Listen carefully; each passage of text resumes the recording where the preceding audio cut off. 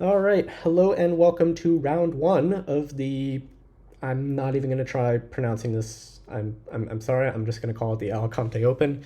There is no way that I'm going to say the full name of this every time that I mention the tournament name. I'm going to be doing these recaps in two different styles. This video and the ones that are going to come out over the course of the next week is going to be much more of a classical recap style, like ones that you're probably used to from other creators on YouTube.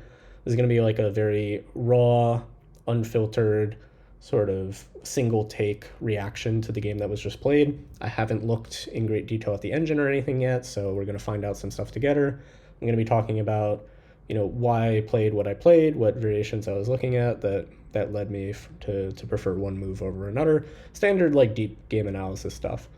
But when I get back to the States and I have some more time to review all of the footage together to sort of look back at the tournament as a whole with a little bit of a clear head, not quite in the heat of the moment, I'm also going to be putting out a much more narrative focused, like episodic style, like kind of progress update almost as an overview of the tournament as a in the context of like this journey from international master to hopefully grandmaster, but as we're about to see, more likely a swift retirement.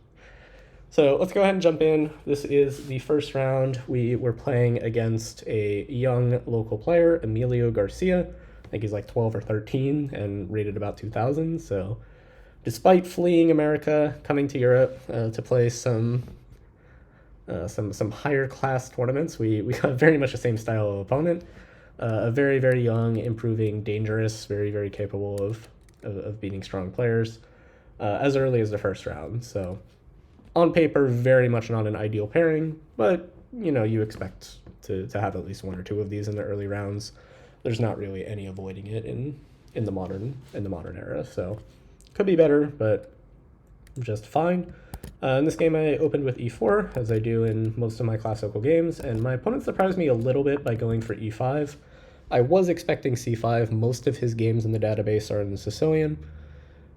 Doesn't necessarily mean much, especially with these younger players. It's very, very common for younger players to change their entire repertoires like at the drop of a hat.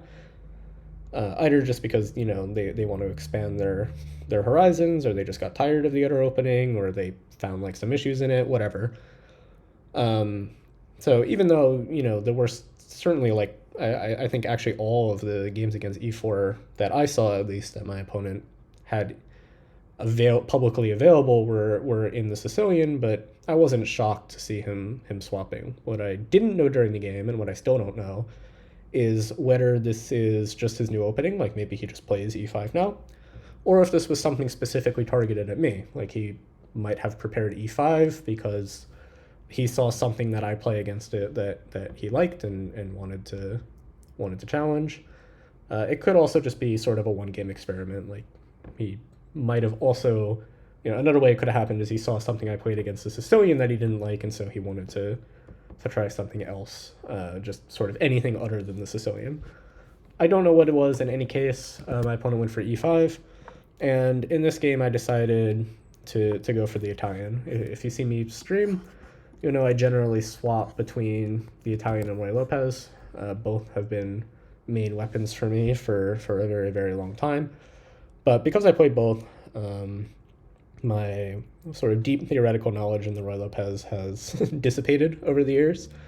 And I was afraid that it would be much easier to prepare specifically for the Ruy Lopez because the lines are a little bit more concrete, a little bit more move by move than the Italian, where it's much more system and idea based.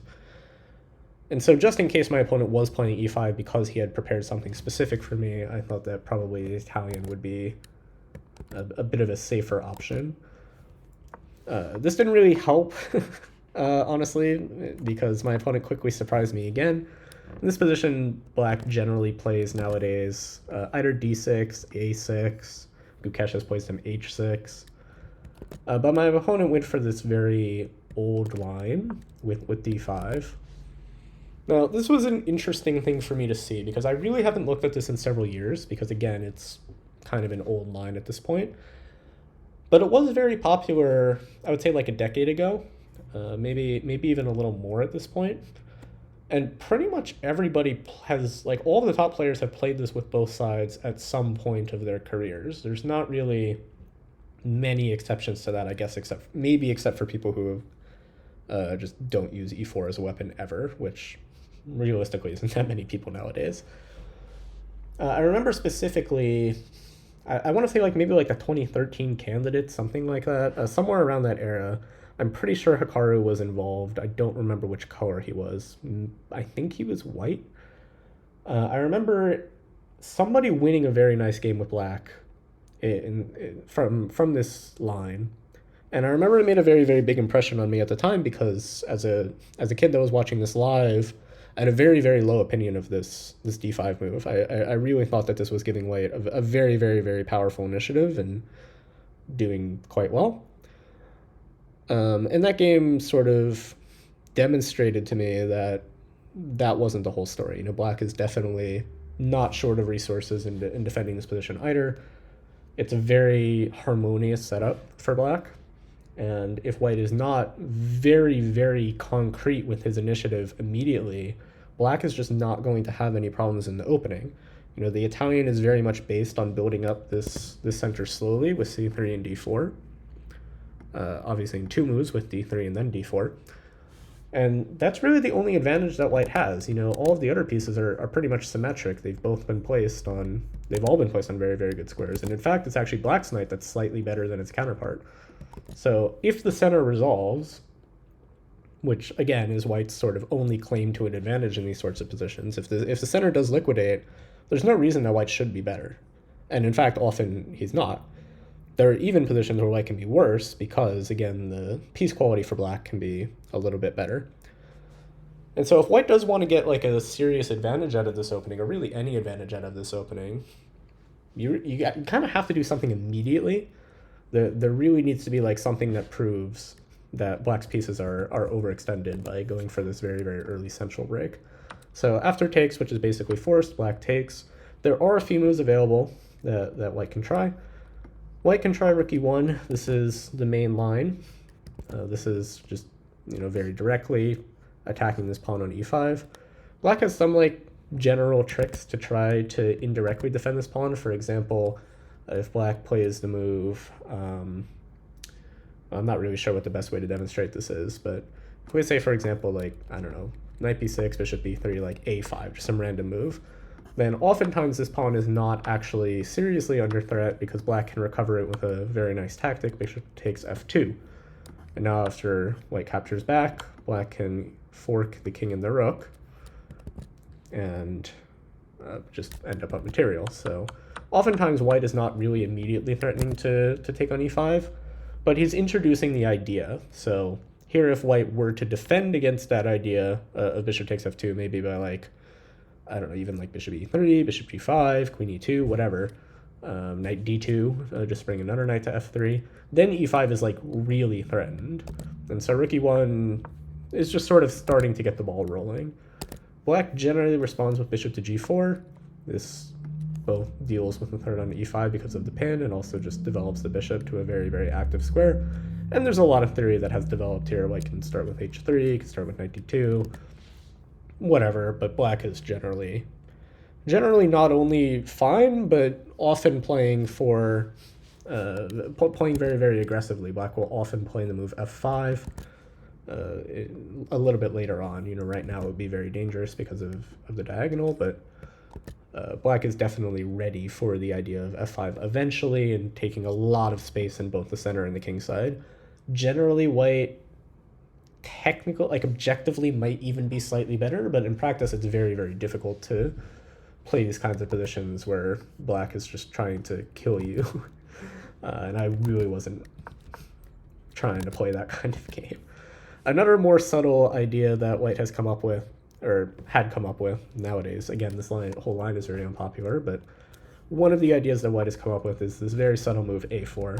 And it's a very, very multi-purpose move, so it's hard to describe why you play this move. But there are at least three ideas. One is that it vacates the a2 square for the bishop, which is very, very relevant in a lot of positions. White generally needs a place to safely tuck this light square bishop away in case it becomes harassed with like knight a5 or knight to b6. And so getting that out of the way and giving it a little bit of space is nice, especially because a4 also has some secondary purposes, or maybe, you know, arguably main purposes. Again, not really clear what's main, what's secondary, just there's a lot of ideas. One is so that white is sort of brandishing the idea of playing b4 and a5, putting the question to his bishop, and hopefully forcing it to move back this way, where it would be very, very passive, as opposed to this diagonal where it would be very, very active.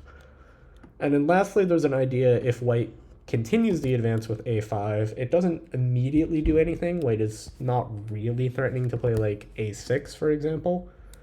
But with the pawn on a5, that takes away the a5 square for the knight, which is sometimes relevant for two reasons. One, black would often like to play knight a5 unprompted, again to harass this light square bishop. But also, if the pawn is on a5, then b4, b5 becomes much more powerful, trying to, once again, sort of kick this knight back to a passive position rather than an active one. So lots of ideas attached. There is some theory that has developed around a4. It's, you know, very much a main line of this opening. But because a4 is sort of not a very concrete move, it's much more, again, like sort of idea-based. There aren't a lot of like very specific move by move kind of lines that occur here. It's just kind of a game of chess. The lines don't sort of concretely resolve to a equal or slightly better, like whatever, some kind of endgame. And in that maybe lies the reason that black has shied away from this opening. You know, there's just so many solid options available nowadays that why even give white the option to continue just like a slow game when you can instead very concretely like blow everything up in the center and equalize tactically. But there's also this third option, which is what I ended up choosing in this game, which is just to develop the piece. I mean, arguably the most natural move in the position. It's been played by a lot of very, very strong players. I mean, Magnus has played it. Nepomniachtchi has played it. It's not like this is like a particularly bad move. But the downside of it is precisely the move my opponent played, knight to b6, where now this bishop is actually obligated to stay defending the d3 pawn because knight to d2 has interfered with the queen's defense of it. So knight d2 looks like, you know, a mistake, and that's why it's less popular than the other two moves. But it's a perfectly fine move. White follows up with bishop to b5. And now, in Roy Lopez style, we are threatening to take on e5. In order to deal with the threat, black generally plays bishop d6. I think this is, you can check, but probably pretty much every game is bishop to d6. Yeah, I mean, the vast majority of them. There are some bishop to g4 games, but white scores extremely well. There are some rook to e8 games, which I also thought was possible. But bishop d6 is by far the main move. 54 out of 79 games, basically. But my opponent surprised me by playing the move f6, which, yeah, pretty much has never been played. One sort of top-level game back in 2019, but otherwise nothing to speak of. And so during the game, I felt this was a little bit strange and probably punishable, so I invested quite a bit of time here. But it's weirdly very, very solid. You know, again, black's setup is very, very harmonious. He's prepared to just sort of autopilot develop his pieces in the standard formation, and white needs to prove something. So the type of position, well, I guess we can talk about this next move, because I decided to begin with the move a4, sort of the same idea as what it would have been on a move or two ago. Just sort of gaining space on the queen side, taking control of a couple useful squares, just sort of a generically useful move. And especially now that the knight has moved to b6, a4 is brandishing the idea of expanding with a5, and now maybe even a6 since the bishop is on b5, just harassing this knight on b6 a little bit. This basically makes black make a choice between either a6 or a5. Both sort of a6 to resolve the tension on the queen side entirely, a5 to stop white's advance of a5. My opponent chose a6. I think probably both options were viable, just kind of a matter of taste. a6 is the more forcing one by far, requires white to take. And this was the position I was aiming for, but it's very, very awkward, and I'll explain why. What white would like here is to play in some order the moves d4, a5, and knight e4. And the position that we're aiming for is, for example, let's do the most direct way, like knight e4, bishop e7, a5, knight d5, d4, takes. Black is forced to play some passive move like bishop d7, and white is doing very, very well here. The pawn structure for black is very much compromised. Black does have the two bishops, but they are very passively placed right now. And these two knights in the center are controlling a lot of critical squares, putting a lot of pressure on this pawn, putting pressure on the square in front of the pawn as well. I think white probably has a serious advantage here, though I'm not 100% sure. You can check. Yeah, I mean, it's definitely something to work with. 0.5, 0.6. Nothing like game-breaking, but a good start for sure. The problem is how to actually achieve this. So if we do this in the most direct way, like we were showing, after knight e4, bishop e7, a5, knight to d5, d4, if black takes, we get the position we were hoping for, but black probably won't take. Black will probably instead play the move f5, hitting this knight, and after the knight moves away, follow up with e4. And this setup is very, very solid for black. It's kind of reminiscent of a French type structure now, or in reverse. Maybe like an advanced Caro-Kann is like a slightly better description, but with such a powerful center, it's very, very hard to believe that black can ever be worse here. Two bishops, a very, very ready-made attack against the king. Honestly, I would probably significantly prefer to be black, even though I'm sure objectively this is probably close to equal. So if we can't do it exactly that way, we can try to make use of some tactics. We could start with d4, forcing black to take, and only then play knight e4. Now, if black plays bishop e7, a5, knight d5, knight takes d4, once again we get our dream position, the one we were hoping for, but there's problems again. The most major one that I saw, there's actually a couple of problems probably.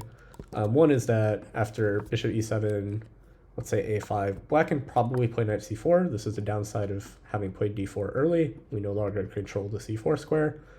And after takes like c5, black is probably just fine.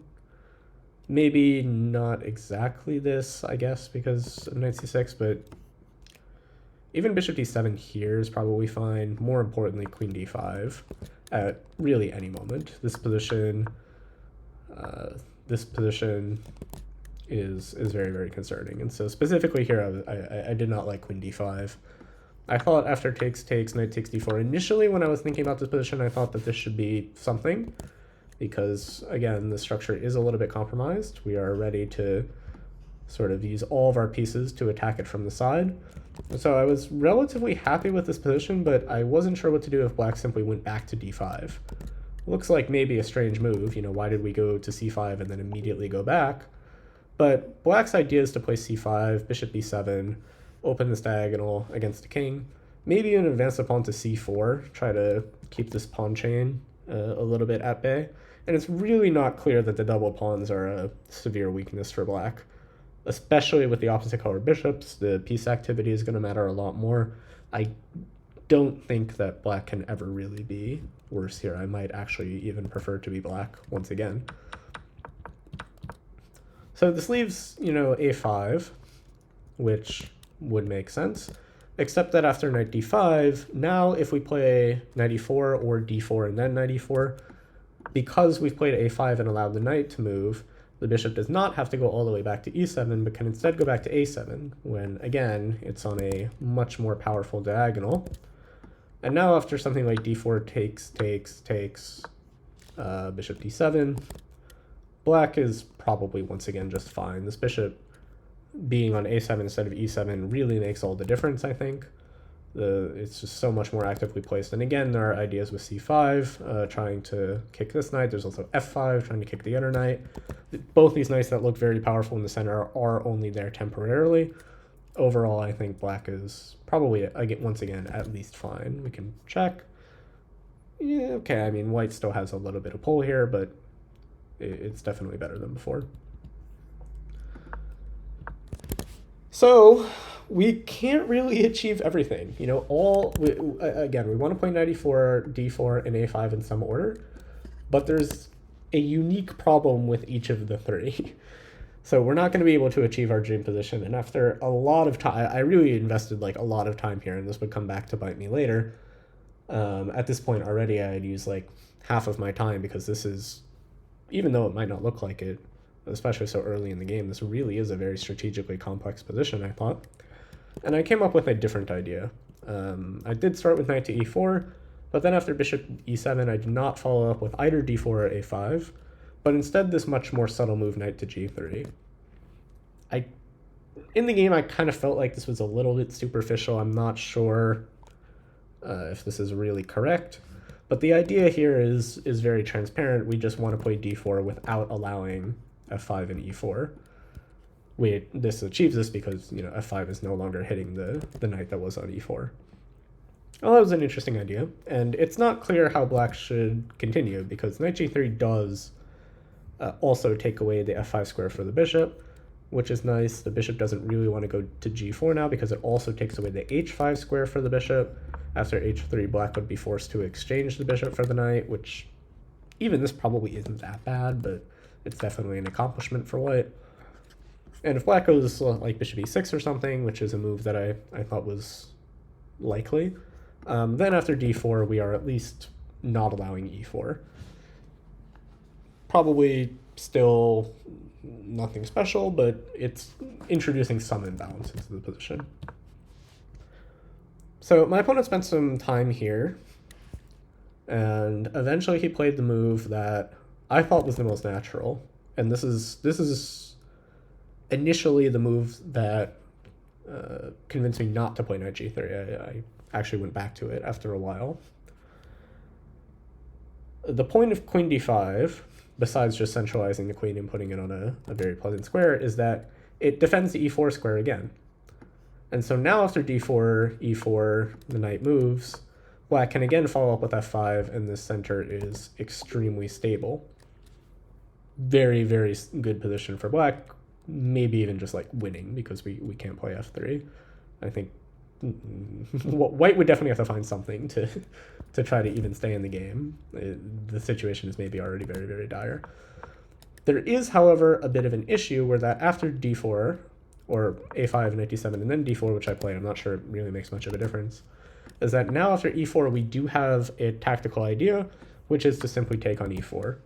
And after queen takes, this bishop on e7, that we talked about being so passive earlier, turns out to be very, very unfortunately placed, and we just pick up this bishop for free. We've now won a pawn, and very, very active pieces, basically just winning the game.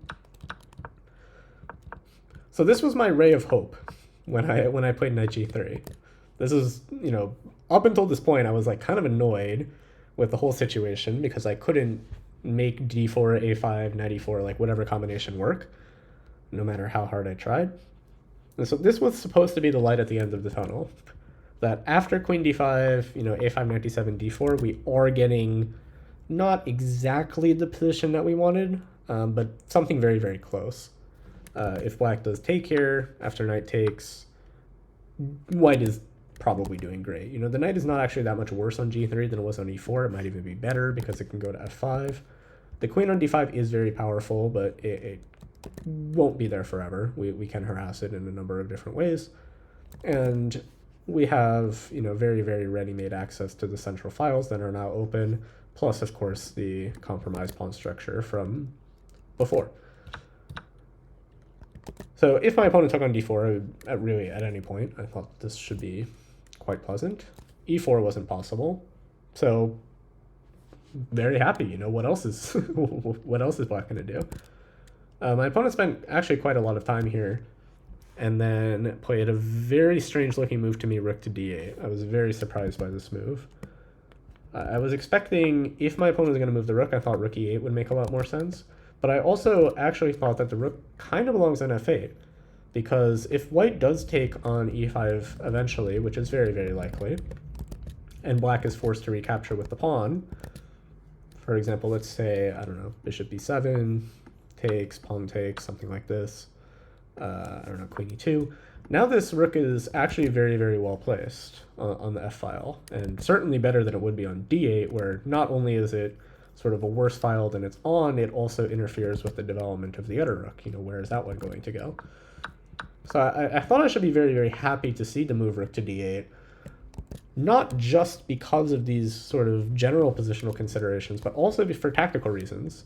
It does sort of introduce some general issues where the queen is sort of looking at the rook, and we can very easily imagine a world where this pin along the d-file becomes relevant.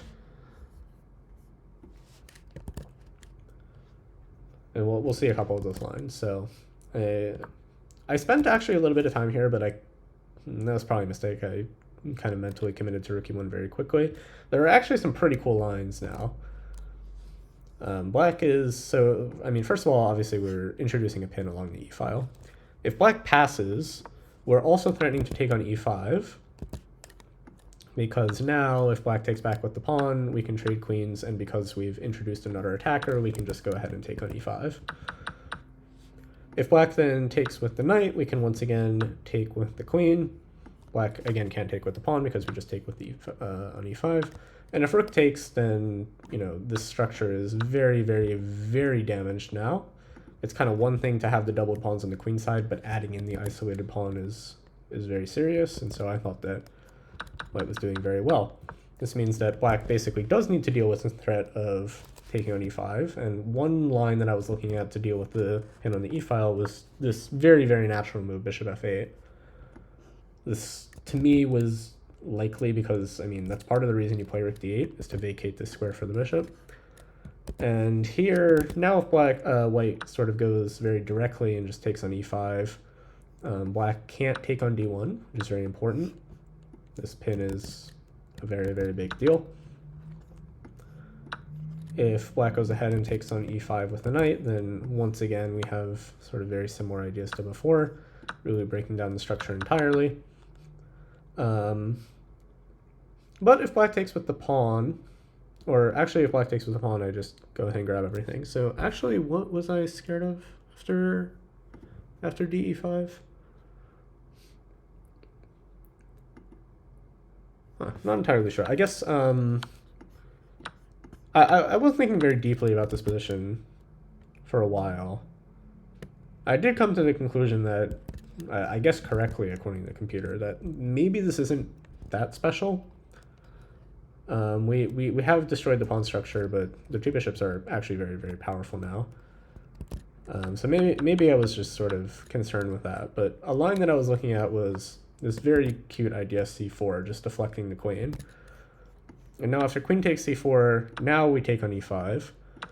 And if takes, if black tries to trade the queens with queen d5, which would be very natural, then after takes, knight c6, this rook, astoundingly, is actually trapped on d8.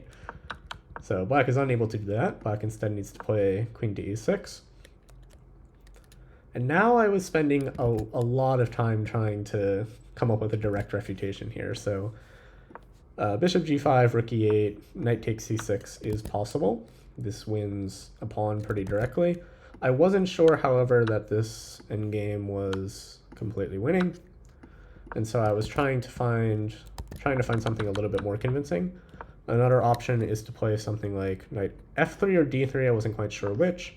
Queen f7, take, queen to b3, maybe king to h8, rook to e1.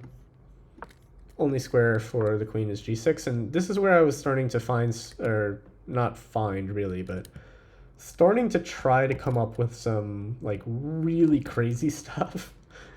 For example, knight h4 takes queen f7, just really trying to go for the throat.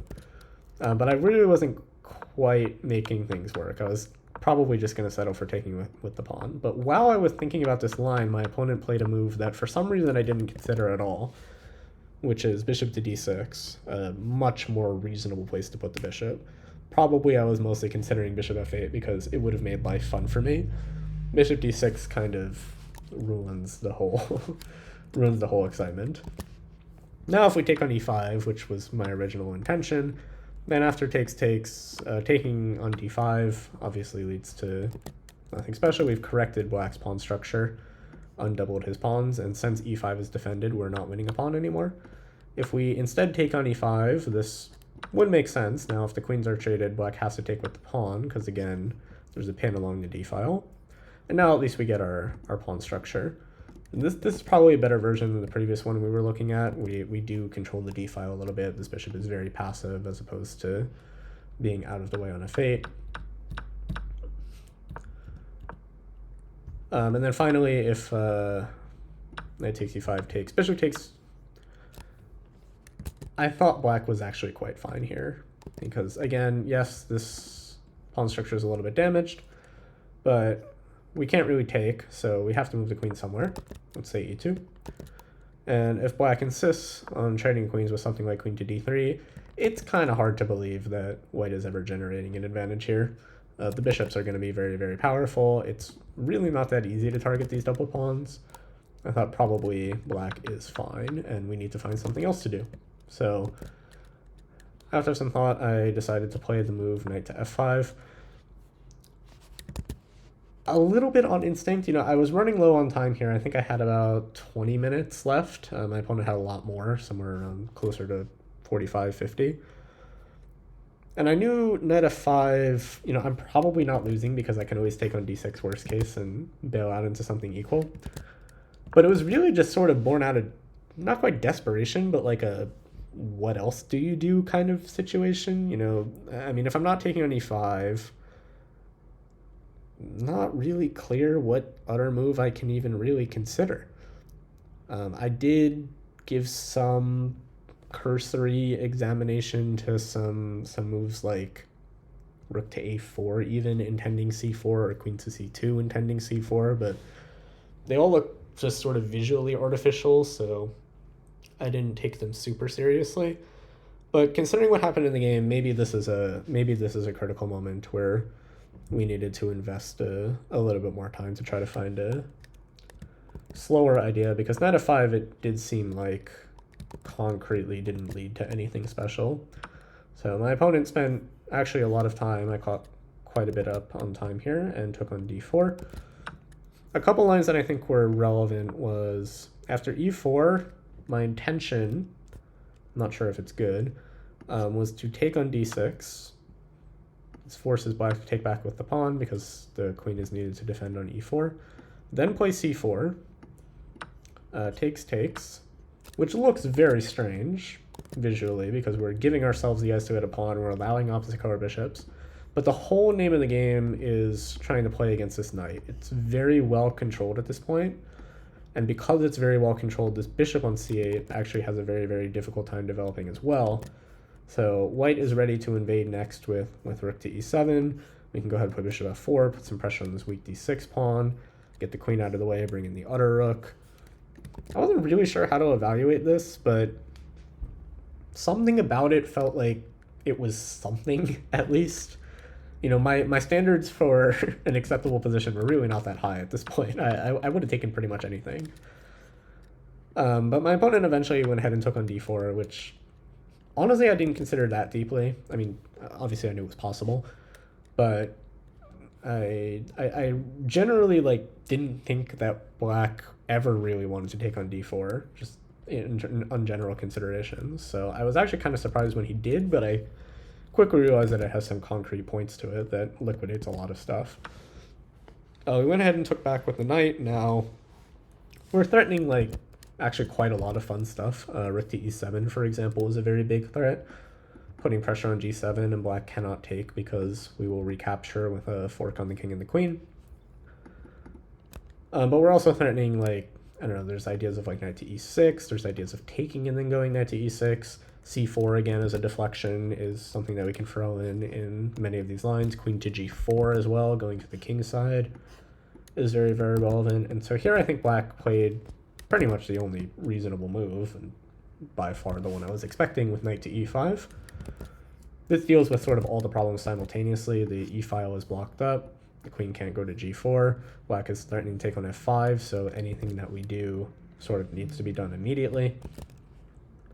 And here I spent some time deciding between the move that I played and f4. I was very much trying to make this move work. After bishop takes f5, we can't go ahead and take, which would otherwise be very good, because after bishop takes, there's a pin on the d file the other way. It kind of works both ways. We can be the victim of it as well. But after knight takes f5, this was my original intention when I played knight f5 originally. Now black pretty much has to give the check, bishop to e3, and after all of the exchanges, if black takes twice, for some reason this is the only thing I considered, now white has a very, very, very pleasant endgame, very likely just winning. We control the main open file in the position, black's pawn structure is shattered, we're immediately harassing the knight to most likely a very, very passive square. I think white is probably, this is probably a decisive advantage. But what I didn't realize until the moment that my opponent played knight e5 is there's no reason for black to give away the d file. Doesn't really make any sense. I'm not really sure why. Why I even, not only why I didn't consider anything else, but why I even considered rook d1 in the first place. It's just not a move that you would ever look at, especially when there's a very obvious tactic available in knight to d3, which forks everything at once. And even if if white takes back with the e-rook so that at least the fork isn't hitting e1, it's still a fork. It's less of a fork, but it's still a fork. White is pretty much just losing a pawn, and I don't think white's really going to be worse because the pawn structure again is so bad for black. We probably will survive, but it's not a serious try for an advantage. So eventually, unfortunately, I had to discard f4, which I was very annoyed about because that was my sort of the whole thing that the plan was resting on. And I instead played this move knight to e3. Now, this was an interesting moment because I played knight e3 not really knowing what my opponent was going to do here. There are two options, well, three, but two, of where to put the queen. One is to play queen c5, which keeps contact with the c6 pawn, so it doesn't lose it to f4 and knight takes c6. But the queen is very passively placed on c5, and after something like queen c2, just sort of defending the c3 pawn preemptively, we're now ready to play b4 and send the queen off to a very, very passive location on the stuck on the queen side, which gives us time to do a lot of different things. We can try to strike in the center, we can try to strike on the king side, basically anywhere the queen is not is where we're going to try to direct the play. What I wasn't really sure about was what happens if black just plays something like knight g4, giving the queen more of a route back into the game somewhere like h5 and making b4 a lot less appealing. So instead of queen c2, I was trying to find I was trying to find some way to deal with the problem that if we play b4, c3 will be hanging, so some way to defend this pawn without allowing something like knight g4, knight c4, just something that opens up the pathway for the queen to the king side. And while I was doing that, unsuccessfully, I might add, but while I was considering that, my opponent simply played the move queen to f7, which I knew was possible, but I hadn't really given too much thought to because I thought, and we'll see the problem in a moment, I thought that I had concretely calculated some lines where white is doing very well. Now, this is a pawn sacrifice, which is part of why I didn't consider this very deeply. Not so much because I thought it was a bad pawn sacrifice, but because I thought if the pawn sacrifice is just justified, you get exactly enough compensation for the pawn, I would be happy with that outcome. We'd at least get an imbalance. I would be up a pawn and defending, but up a pawn. It's an avenue to win the game. But if the pawn sacrifice is overwhelming, if black has so much compensation that it's worth more than a pawn, obviously not great. So in this position, I played f4 because, what else? I think I also had about maybe 6 or 7 minutes at this point, or actually no, not quite yet. I had about maybe 15 minutes at this point, but low time for sure. There is no extra time at move 40 in this tournament, so the little time I had was how much it was going to be for the rest of the game, plus the 30-second increment. But I played this quite quickly because this was the plan, and my idea was that after takes rook d7, which was played, I can play this very nice move, f5. Looks like a very, beginner level blunder, because with the rook and the bishop lined up against the queen, very typical pattern, black goes ahead and takes on h2, opening the rook to the queen. But my idea here was that I had seen a little bit further. Now after takes, we don't take back the rook, which would give black just a queen advantage. Might not even be that bad for white still, but why give away a queen? Instead, we take on g6. Looks like a very odd move, but we are attacking the queen and the rook at the same time, so black needs to defend against that.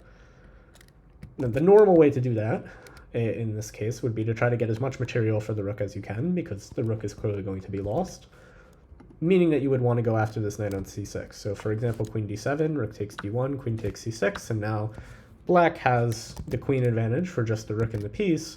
The problem is that there's one more move where this pawn that is sort of strangely positioned itself on g6 plays the hero, and we come up with a very, very nice back rank checkmate. So black is instead obligated to just take this pawn, and now after we take the rook, we now have not a rook and one piece, but a rook and two pieces for the queen. Still wasn't sure how to evaluate this. Really not that simple. But here I thought it's actually a little bit difficult for, if black can develop his pieces very quickly, it's very awkward for white because white can't develop his pieces very, very quickly, and the king is very, very weak.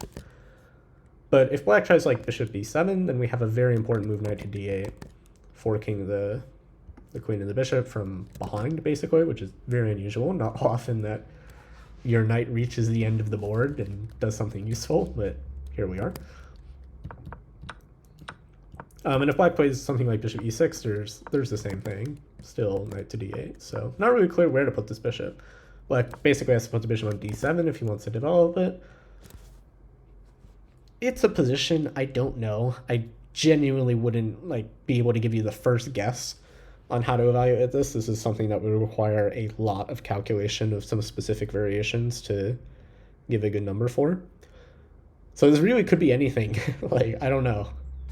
White could be just winning. Black could be just winning. If I had to guess, I actually think this is probably good for black. I think I was bluffing a little bit, but it's still, it's a very, very nice queen sacrifice, and it's understandable that my opponent is probably not going to take up the challenge. What I was much more scared of at this point, this is what I had foreseen, so I wasn't really all that concerned. But once we got here, I was very concerned about the move knight to f4, because I really had absolutely no idea what I was going to play against this. Not so much because there's any immediate threat, but more because what do I do?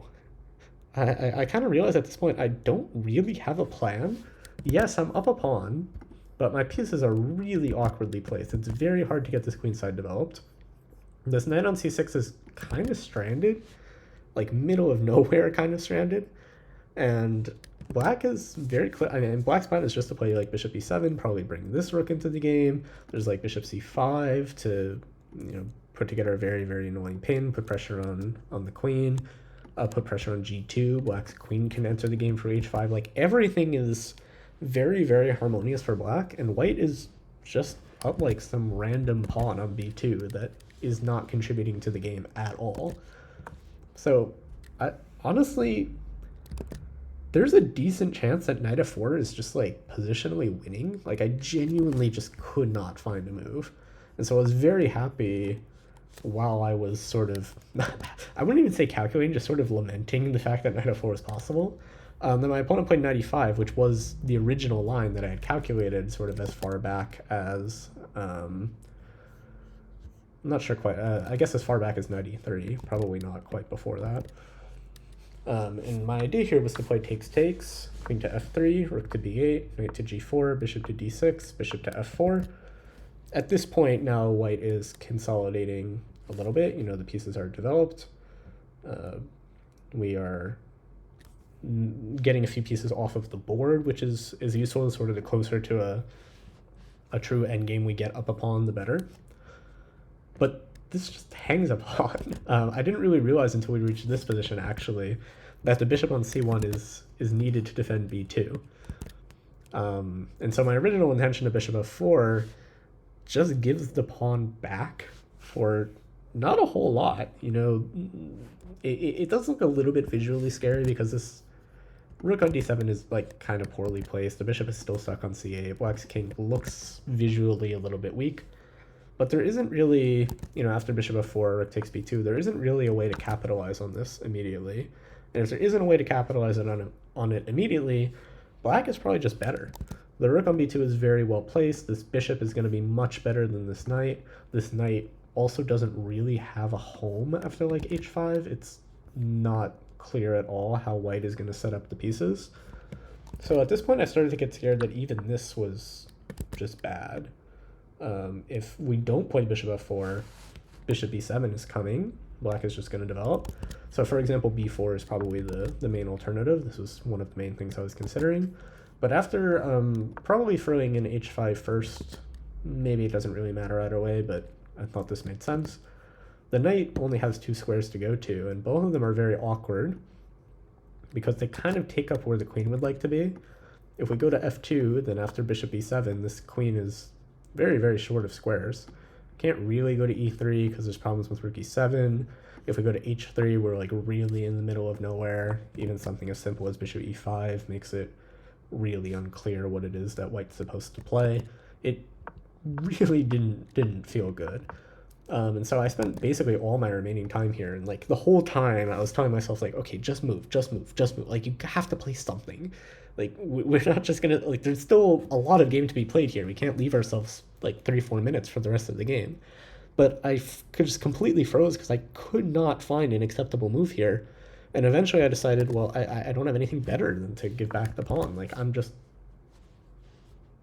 probably worse. Like I wasn't quite sure how bad this was at this point.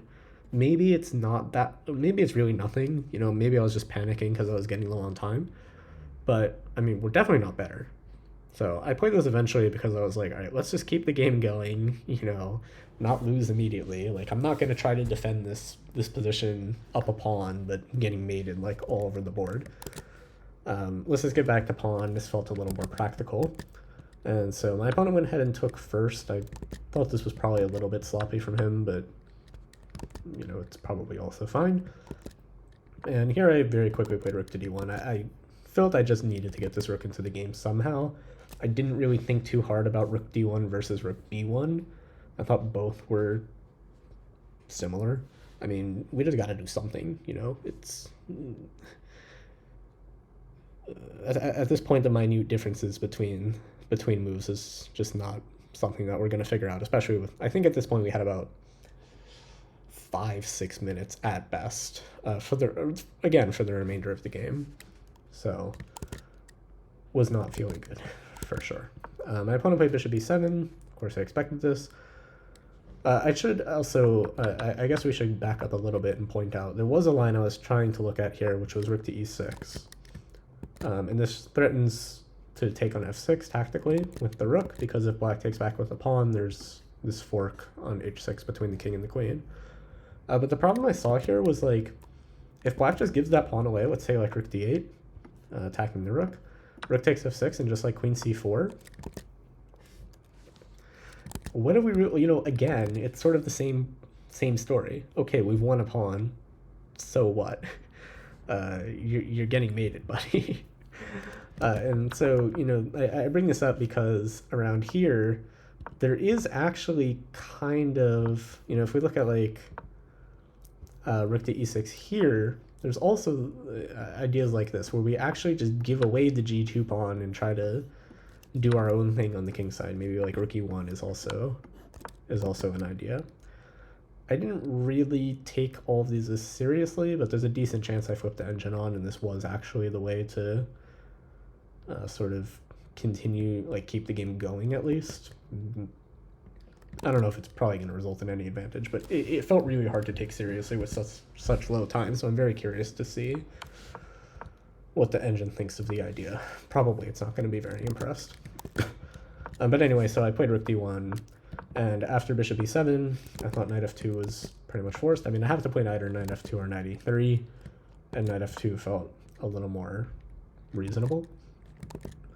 Now here my opponent spent a decent amount of his remaining time. I think he started this move with about 20 minutes, but he spent like 10 of it here and played what I thought was a very bizarre move, rook to b5. I was very, very happy to see this. I thought that more likely my opponent would just play h6 or h5, give his king a little bit of room, and I really wasn't sure what I was going to play next.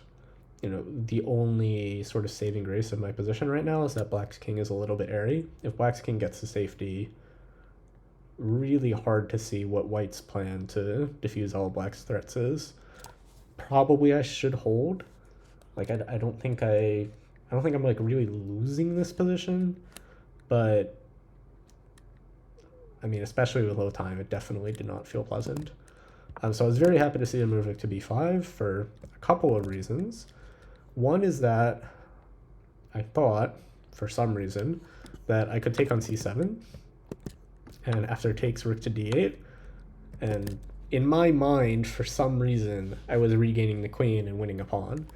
And I was kind of lucky I didn't play this, because the reason I didn't play it wasn't that, you know, we're just, after queen f8 takes, we did regain the queen, but we are down a full rook. Like the reason I didn't play it was not that, was because after rook takes d1, queen takes f7, king takes f7, rook takes d1, I wasn't sure that I could win this position. Which is probably true. I mean, I'm not winning this position either, but very weird reason to reject the move queen to c7. Like I think it was kind of indicative of I just really was not seeing things clearly at this point of the game. Part of that was time pressure, part of that was just, I don't know, lack of confidence, whatever you want to call it. It wasn't good. But I did find what I thought was probably the best move, c4. Now, if black takes the pawn on a5, we have rook to b1, getting the rook to b8, or to the back rank for the b file instead of the d file. This basically forces bishop to c8, and I wasn't quite sure exactly what the follow-up was, to be honest. But I definitely felt like I was at least getting counterplay. Like this was a big accomplishment over the previous position. So when my opponent took on b1, I was really confused for a moment, because I was like, okay, takes, I'm threatening rook d8, like what are you doing? But my opponent played rook e5, which is of course forced. I mean, once he played rook d1, I realized, okay, he's gonna play rook e5, and this is an invitation to an endgame that I wasn't quite sure how to evaluate. Eventually I decided to go for it with this temporary queen sacrifice, then regaining the queen, but I mostly went for it because I didn't really see what else to do. If we play, like, for example, knight d3, even just like rook e8, like black is clearly fine, at least, maybe even better. Queen takes e5, I thought, okay, I probably won't lose, and with like 2 or 3 minutes, we'll take the safety. But I also thought that this position was very, very likely, we had some serious winning chances here. The pawn on a6 is very, very weak. The bishop is really, really dominated. We have this isolated pawn to work with. But I mostly looked at a few lines here. For example, bishop e4 looks very natural. If takes, then black has liquidated at least the isolated pawn problem. But we won't actually take on e5. We'll play knight c5 and pick up the a pawn instead, after which, you know, white is probably very close to, if not just winning. So my opponent found the only move which is much more sensible of king e7, which is sort of the same idea of exchanging the e pawn for the f pawn, but using the king instead of the bishop, so the king becomes an active participant in the game as well. Now here's where we had our probably final choice of the game, and with a few minutes left, I don't know if I made the right one. I mean, certainly I made one that leads to a draw, but I'm not sure if everything leads to a draw or if I do actually have some kind of win here, or at least some way to keep the pressure on. So the main moves I considered are, of course, taking on e5, but also knight to c5, bishop c8, and I ended up rejecting this because after g4, g6, we are forced to take. If we were able to have like the knight on e4 and play f6 g5, we just win, the game's over. But because we're sort of a tempo off of solidifying this whole pawn formation, we are just forced to take. And after, for example, h3, king d6, knight e4, king c6, now because black has liquidated this pawn on f5, the bishop can come to e6 very comfortably. And I thought that, well, I actually thought that white can be in trouble, if anything, but certainly that white is not really playing for a win here. So I ended up rejecting knight to c5. What is possible, didn't really give it much thought in the game, was to play actually g4 here immediately. The idea is that we do allow king to d6, but the king is not going any farther than that. I rejected this conceptually, mostly because after c5 I didn't really see how white is ever really making progress, but I think probably this was a better try. I mean, again, white can't lose. We do keep the game going a little bit. We preserve this weakness of the isolated pawn.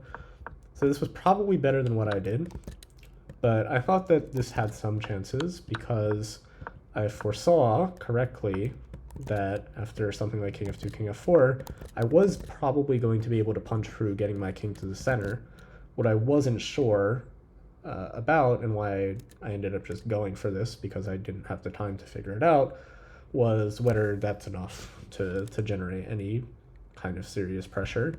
And as it turns out, it is unfortunately not.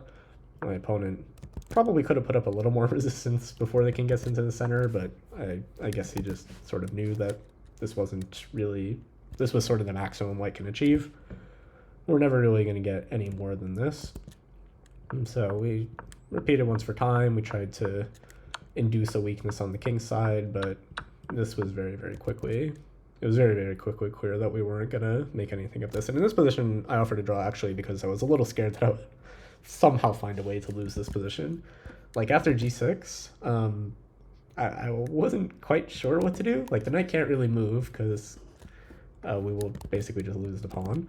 And if we play king e4, check, king where? It's not really sure, not really clear where. Like if king f4, king d6, like we can just lose this pawn. It's possible. And it's not really clear that white is generating like enough counterplay. Like if I play like knight e4 here, for example, takes king c5, king e5, takes, you know, just some mutual queening stuff.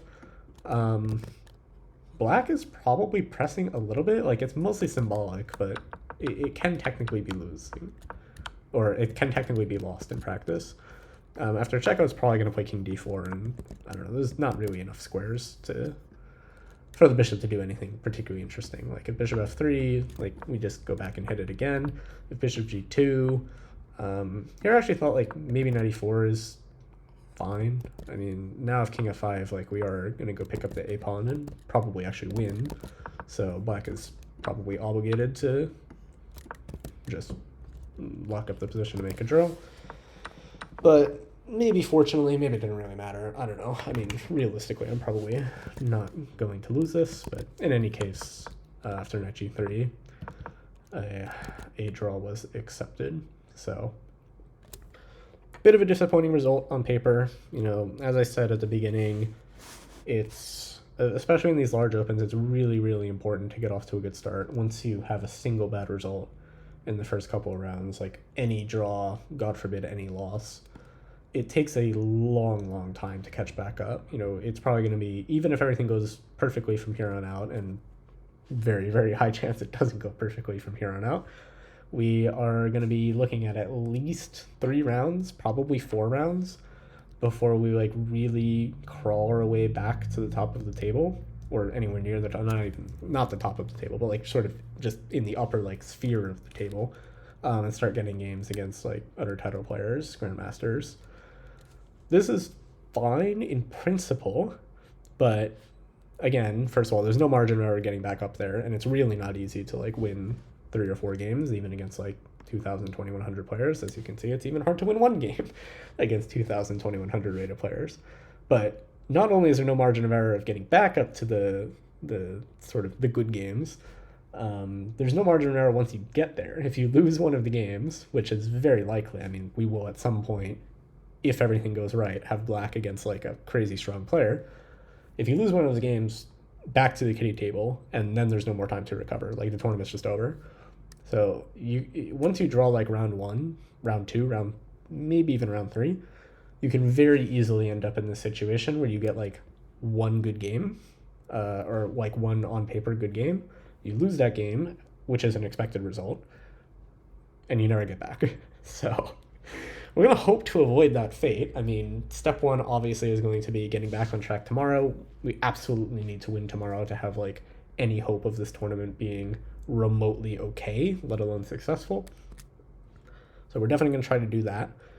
Again, I don't think I'm like that upset with how I played. It really does sound like hope even to me. Because it's just like every game at this point, no matter what I do, I cannot win a game. But I really do feel like the pieces are almost there. We just need to put them together. So I'm going to try to do that for next round. Thank you for watching. I will see you tomorrow for round two with hopefully better news. Because once again, Jesus Christ, if we don't have better news tomorrow, I don't know how we're going to recover.